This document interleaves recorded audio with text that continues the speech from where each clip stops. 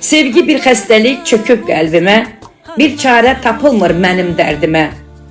Ağlım hökm eyləyir, buna dərd demə. Daha taqətim yox, mən yorulmuşam. Nədənsə hər kəs üçün unudulmuşam. Dönüb torpaqlara qarışıram mən.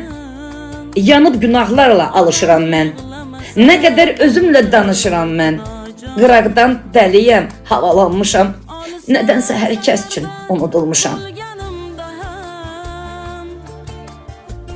Canım min xatarda bo'lganimda ham, olisda safarda bo'lganimda ham, canım min xatarda bo'lganimda ham, hali-ku omonman o'lganimda ham, onam yig'lamasa